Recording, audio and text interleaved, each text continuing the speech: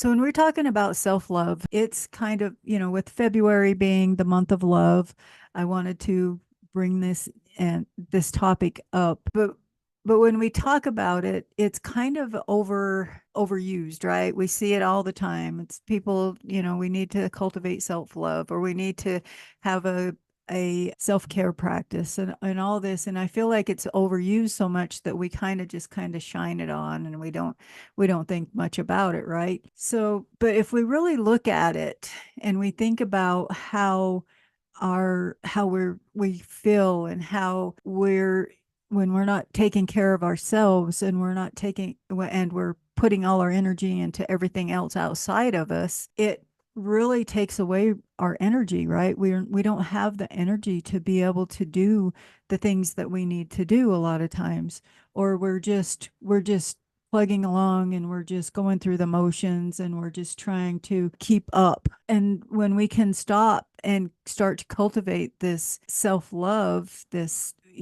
take care of ourselves in a way that allows us to give more, and that means our cup is full, and so it's overflowing, and then we can start to give to others in a different way. So one of the first tip I have is to start looking at your inner dialogue. What are you saying to yourself? What are the things that you beat yourself up over? I know for me, when I was younger, in my younger years, and I still do it, but I'm not near as bad as I used to. If I made a mistake, I was beating myself up for weeks, and agonizing over it at night. I couldn't sleep because I was agonizing over these mistakes I made. And it would be at work or something. And I had employees under me, and if they made that same mistake, I would just look at them and say, well, let's figure it out, let's fix it. And well, it's no big deal. Everybody makes mistakes.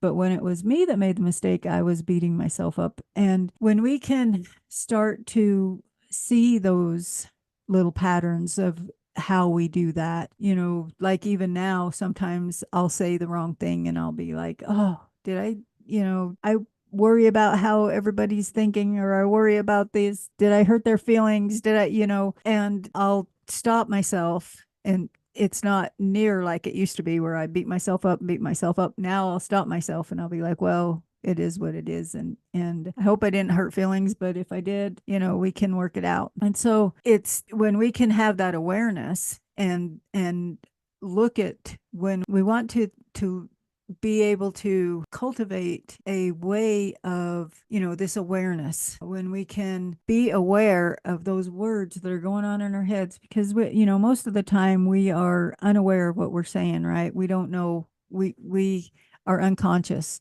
And if we start bringing that into our awareness, we might see that we're beating ourselves up like crazy, or we're mean to ourselves. And when we see that, take that time and just be like, oh, I see I'm talking to myself this way. And then ask yourself this question: or would I talk to my 3-year-old child that way? And if the answer is no, then you shouldn't be talking to yourself that way. And when we can really start to develop that and work on that, it's going to start to really help you to, if you're, I made a mistake and you're upset about making the mistake. Well, I'll do better next time. Just reframe those things, into a more positive way. And then, even if you have negative thoughts of like, I'm too old to start over, that's one that many people my age have. And replace that with every experience I've had is preparing me, or has prepared me for this moment. So you see how that reframes, and it gives you it's more empowering, right?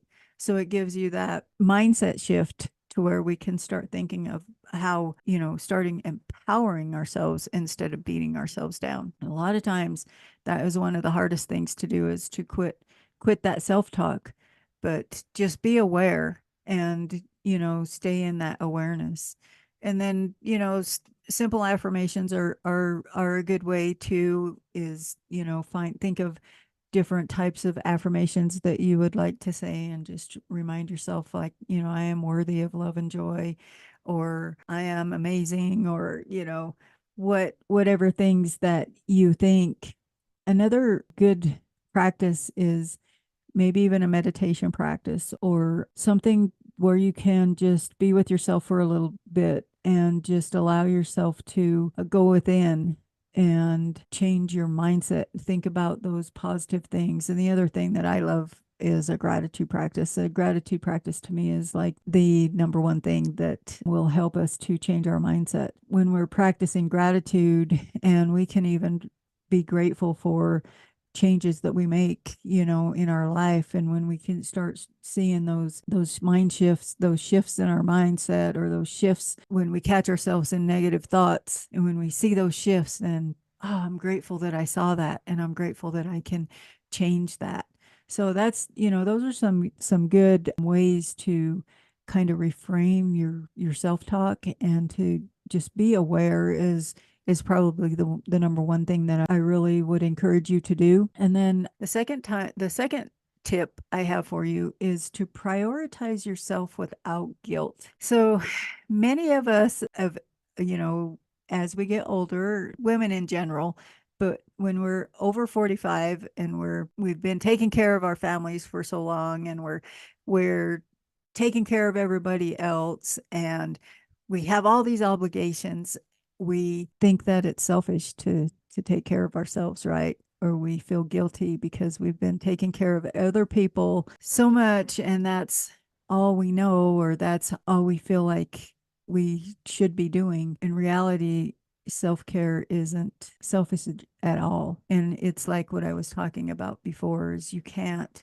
give to others without when you're depleted. It's hard to give to others when you're depleted, because you're giving so much of all of your energy to everybody else, and there's nothing left in there for you. So these are not practices that are selfish. They're not hard practices. They're practices that you need to be intentional for, about, but they're not really hard practices. And I love just taking, like what I was talking about earlier with the meditation, or just taking even 10 minutes out of your day, and just, for you, take a bubble bath if that's what you like, journaling, drumming. I love drumming. And or just going for a nature walk, or sitting in silence, and maybe even doing that meditation. Those are some of the best things that you can do for yourself, and that kind of gives you just that little bit of time to regroup and fill that cup, and just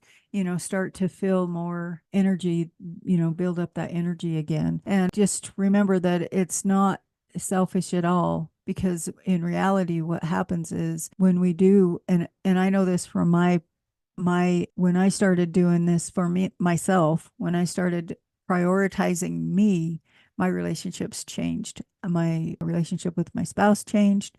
My relationship with my kids changed. And it was all for the better.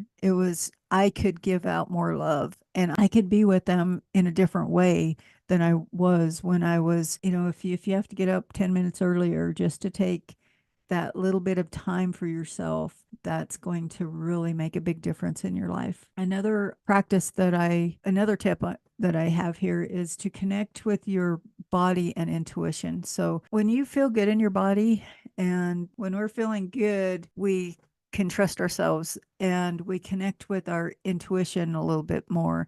And we want to be able to connect with our intuition. We want to be able to have those intuitive hits and be able to understand more about what we need and whatever. So there's, many ways that you can start to like connect with your body and your intuition. And a lot of it is more like moving, but move in ways that feel good to you. I love going for walks, and that's my favorite thing. I go for walks outside. I it's just always been something I wanted. I love to be outside. So going outside for my walks is one of the biggest things for me. But for you, it could be that you like yoga, or you like stretching, or you like high intensity workouts. That's, perfect. But just move your body in ways, dancing.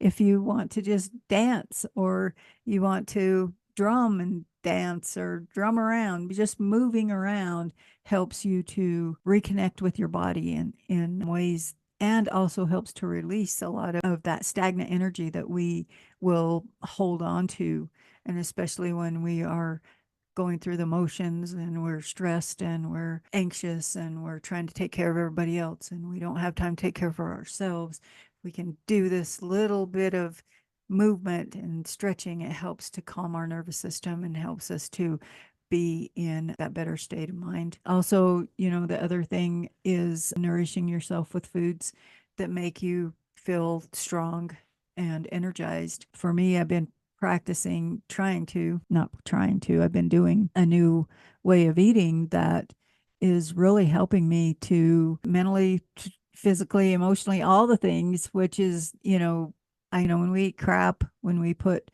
sugars and all these processed foods in our bodies are not liking that. And so I know how I feel when I'm not eating good meals and not eating healthier. I've gone through a period recently, well, for the past 3 years, I've gained a lot of weight and was eating a lot of junk and was in a low grade depression, and now I'm working on that, and I'm eating healthier and really taking care of my body, and I just feel so much better. Another thing is to use, grounding rituals. So you could do, deep breathing or drumming or just even standing outside with your feet on the ground. I know it's wintertime right now, but in the, if you have a place where you can go stand out for just a minute and just put your feet on the ground, that energy from Mother Earth helps us so much to just be grounded and helps to calm. That also helps calming our nervous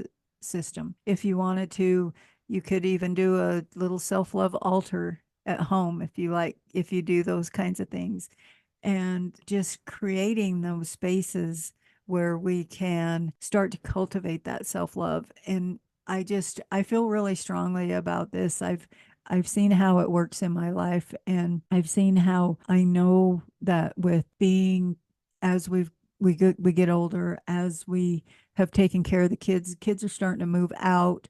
The Sometimes we have all these big changes in our life, and then all of a sudden we're like, I haven't even taken care of myself. And I did that. I mean, my kids started leaving. I have two girls, and my oldest left and she was off and married. And then my youngest, she finally left. And well, I shouldn't say finally, but she was 9 years younger. So it took her, but when she left, I was lost. And I didn't know, I hadn't been taking care of myself. I didn't even know how to take care of myself after the fact, because all of a sudden I'm feeling lost and I'm feeling alone and I'm feeling, well, now what do I do? And these practices really helped me to start to cultivate that self-love that I needed. If you can start doing it now, if you're in the situation where you're taking care of everybody right now, if you can start taking those little moments. And I tell my kids this all the time too. It's like, take that little bit of time just for yourself, because it is how you can start to give to others. So that's what I have for you. So the three practices: shift your inner dialogue, right? Watch how you're talking to yourself.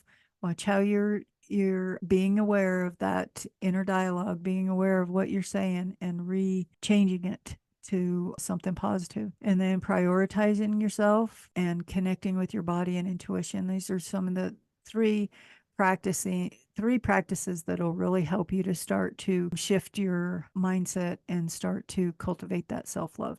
And start with one. Don't try to do all of them at once. Start with one. And just so you know, self-love is something that you choose every day, and we are able, we're able to make the choices. And so if you can choose that self-love every day, then you're going to see things open up and flourish. So that's all I have for you. If you let me know in the comments which one of these practices resonate with you the most. And I do have a daily ritual guide. It's linked in the description, and it just is a 3 different practices that you can do, a morning ritual, a midday ritual, and an evening ritual. And they just are, good ways to help you to kind of connect with yourself, connect with the earth, and connect with your inner knowing. So yeah, and don't forget to like, subscribe, and share this. with a friend who you think might need it. So thank you for